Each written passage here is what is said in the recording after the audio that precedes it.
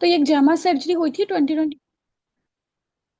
तो मतलब ये जो जमा सर्जरी है ना, ये डिफरेंट कॉन्टेक्स्ट में आती है। जो मैंने यहाँ पे मेंशन किया ना, वो एक वीआई से रिलेटेड थी, विजुअली इम्पेयर्ड जो पेशेंट्स थे उनसे रिलेटेड थी।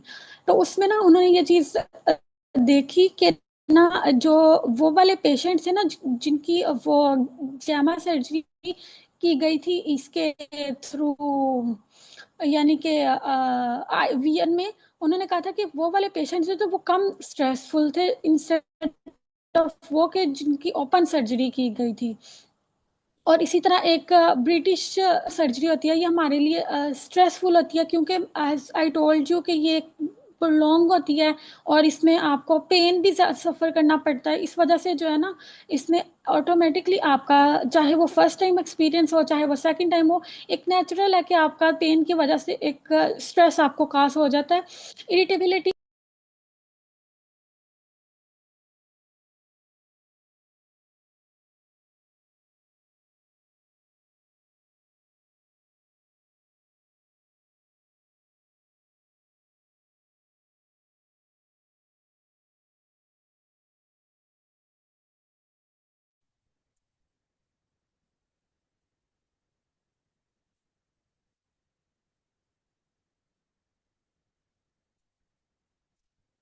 Ma'am, you are not audible.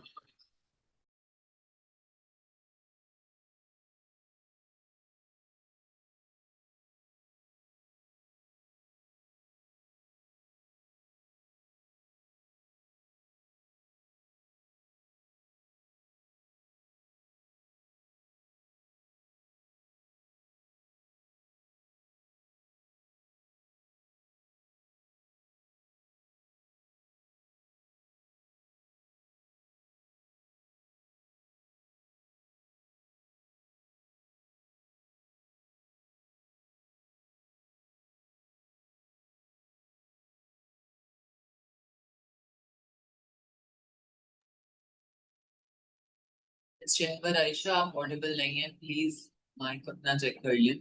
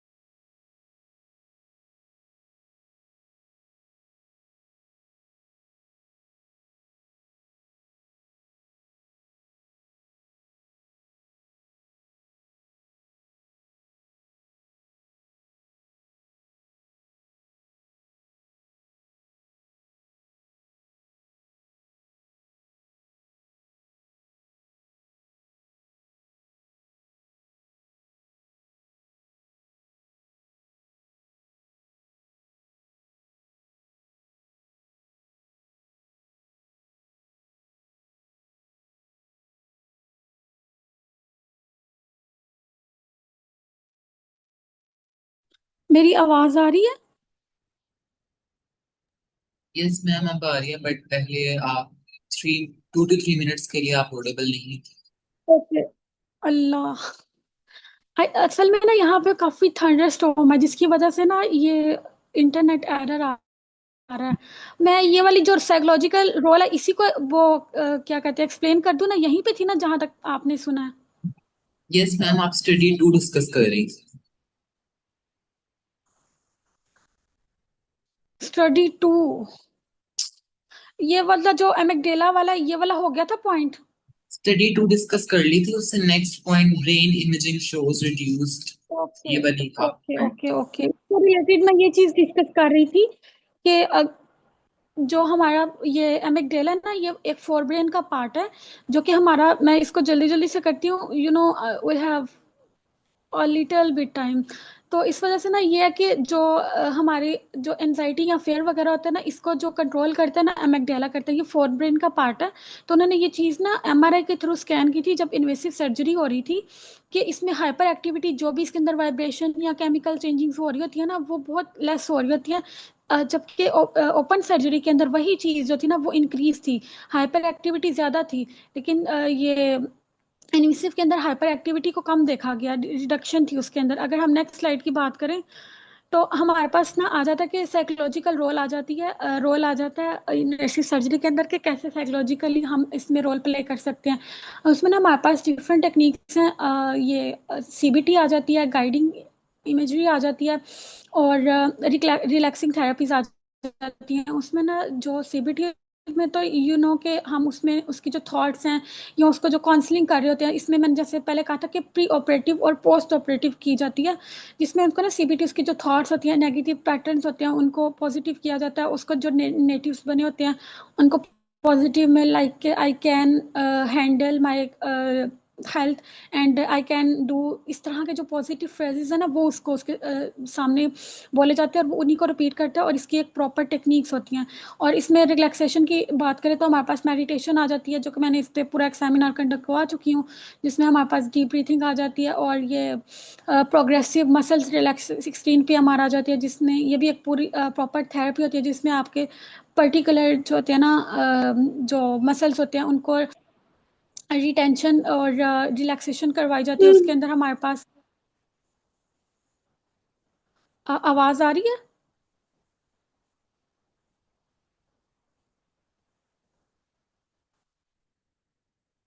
I am audible?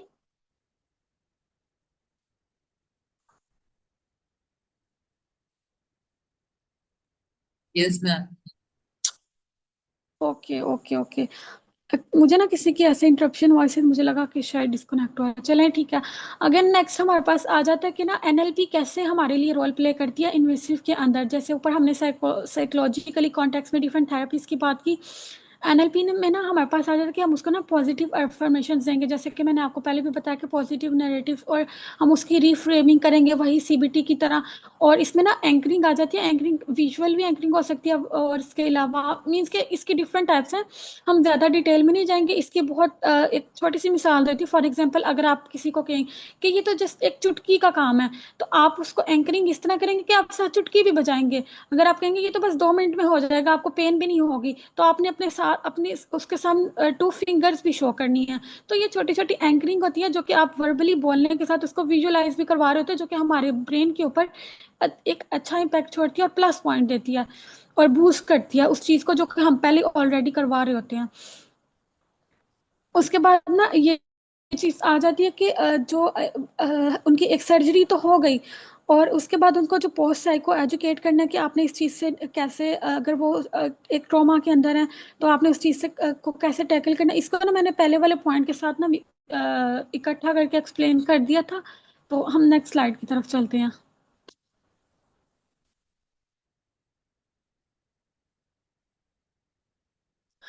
आगे ना हमारे पास कोलैबोरेशन आ जाती है साइकोलॉजिस्ट की और जो फिजियोलॉजिस्ट होते हैं, या फिर जो एनेस्थीसिस्ट होते हैं उनकी, के जो साइकोलॉजिस्ट होता है ना उसने मेंटली प्रिपेयर करना होता है पेशेंट्स को, और जो एनेस्थीसिस्ट होता है ना उसने एनेस्थीसिया के लिए जो एनजाइटी से पेशेंट सफ़र कर रहा था ना उसको मेंटेन रखना होता है। और इसी तरह जो हमारे पास सर्जिकल जो टीम होती है ना, उसने उसी मीन वाइल टाइम के अंदर जो है ना अपना जो सर्जरी है वो प्रोसेस करना होता है उसको। तो ये तीन मीन्स के हमारे यहाँ तो मतलब जो अच्छे हॉस्पिटल हैं या जहाँ पे प्रॉपर एक अवेयरनेस है, उनके अंदर ये तीनों जो इंडिविजुअल्स है ना, या एक आप कह लें कि तीनों कैटेगरीज मिल के जो है ना काम करती हैं। स्पेशली आउट ऑफ कंट्रीज जो अब्रॉड है, उनमें ये उनके हॉस्पिटल में ये चीज़ बहुत प्रिवेल कर रही होती है, और ये बहुत प्लस पॉइंट है। लेकिन हमारे अभी भी कुछ रूरल एरिया में ये चीज़ नहीं है। उसके बाद ना आता है कि जब पेशेंट्स है ना, जब वो आपके पास आए, आपने अपना सारा जो भी उनकी पल्पिटेशन देखनी थी, शुगर ये वो, जो कि एक देखा जाता है। लेकिन इसी तरह आप ना उनकी जो ब्रेन की ना अ, उनकी जो एंजाइटी है, डिप्रेशन स्क्रीनिंग भी करें कि वो करंटली उस चीज़ से एप्लीकेशन उसके अंदर आ सकती हैं। उसके बाद ना आता है कि इन्फॉर्म कंसेंट ले। इन्फॉर्म कंसेंट मीन्स कि आपने उनको बता तो दिया है, उनको पता भी है कि अवेयर भी हैं। अवेयरनेस और चीज़ है, और मेंटली उनको रेडी करना एक और चीज़ है। अवेयर तो है कि लाइक हमारा ऑपरेशन होगा या हमारी सर्जरी होगी, लेकिन आप उनको उस टाइम ना इस चीज़ के लिए रेडी भी कर लें कि अब हम करने भी लगे हैं। तो ये चीज़ आप उनको करें कि लाइक उनसे इस तरह के छोटे-छोटे क्यूज़ करें और ताकि वो मेंटली प्रिपेयर हों। उसके बाद हमारे पास आ जाता है कि जो हीलिंग के प्रोसेस में जो बाद में साइकोलॉजिकल केयर दी जाती है ना, उनको जो काउंसलिंग प्रोवाइड की जाती है, वो ट्रैजेक्टरी होती है ना हीलिंग की, यानी कि एक उसका प्रोसेस जो होता है या एक रफ्तार कह लें आप उसकी, उसको वो ना फास्ट कर देता है। नेक्स्ट स्लाइड पे चलते हैं।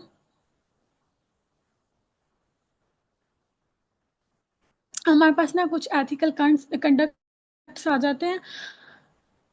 इसमें सबसे पहले ये आता है कि हमारे कुछ अभी हॉस्पिटल्स ऐसे हैं, स्पेशली अफ्रीका के कुछ कंट्रीज़ भी आ जाते हैं उसके अंदर। हम इटसेल्फ अपने पाकिस्तान की बात करें तो इसमें भी काफ़ी रूरल्स, इवन अर्बन एरियाज़ भी आते हैं, जिनके अंदर अभी ये सर्जरी उस तरह से एडवांस लेवल पे मौजूद नहीं है। मगर मौजूद है भी है ना, तो वो स्टैंडर्ड फॉर्म नहीं है, हमने जैसे इसको प्रिवेल कर दिया हुआ है, लेकिन इसकी वो स्टैंडर्ड उस तरह से नहीं हमारे यहाँ मौजूद। तो ये एक एथिक्स है या एक ये वो कोड ऑफ कंडक्ट है जो कि होना चाहिए और इस पे पॉन्डर करना चाहिए। दूसरा हमारे पास आ जाता है कि इमोशनल जो निग्लेक्शन होती है कि आप सर्जरी के दौरान जो है ना, उस तरह से काउंसलिंग हमारे यहाँ प्रोवाइड नहीं की जाती, जैसे कि ऊपर बताया कि पोस्ट भी होती है, प्री भी होती है, और ड्यूरिंग भी आपको प्रॉपर एक काम वे में रह के और इस तरह से बिल्कुल मीन्स के अब टाइम नहीं है, वरना इसको थोड़ा और डिटेल में देखते तो उसकी इमोशनल स्टेबिलिटी को भी आपने फोकस में रखना होता है। और डिफरेंट जो सर्जिकल प्रोटोकॉल्स हैं उनके ऊपर भी फोकस रखना चाहिए। So that's all from my side. If you have any query, and lastly once again apologize for such hiccups, क्योंकि वो थोड़ा इंटरनेट एरर भी है और बस इस वजह से फिर ऑनलाइन ये सब होता रहता है। बाकी जज़ाकल्लाह for your patience, and if you have any query so you can ask.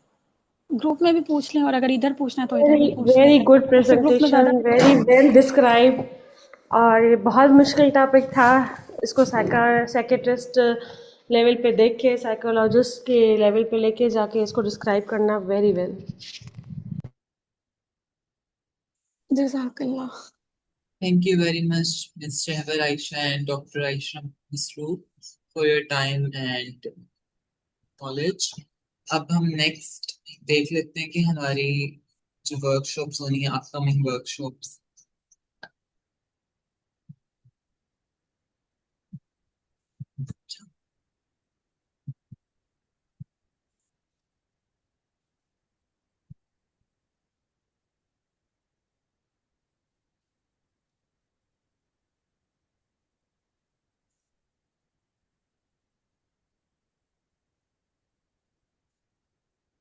Next जो हमारी वर्कशॉप होगी, it will be related to the pregnancy journey trimester by trimester, जो कि डॉक्टर शाहिदा मेमन कंडक्ट करवा रही हैं। She is an MPH and MBBS, and the next would be related to gluten-free diet for celiac disease. अगर आपका आज के workshop से रिलेटेड कोई क्वेश्चन है, कोई क्यूरीज है, तो आप यहाँ भी पूछ सकते हैं अपना माइक अनम्यूट करके। उसके अलावा हमारा जो ऑफिशियल ग्रुप है उसको ओपन किया जाएगा, आप वहाँ पर भी अपनी क्यूरीज जो है ड्रॉप कर सकते हैं। Doctor Ayesha and miss Shahwar Ayesha आपकी क्यूरीज को आंसर करेंगी। Thank you very much once again.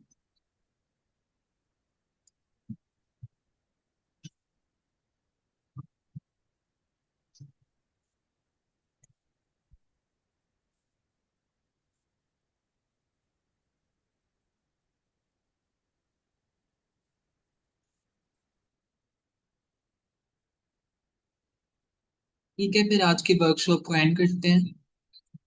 Questions आपके जो हैं वो आप ग्रुप में ड्रॉप कर दीजिएगा।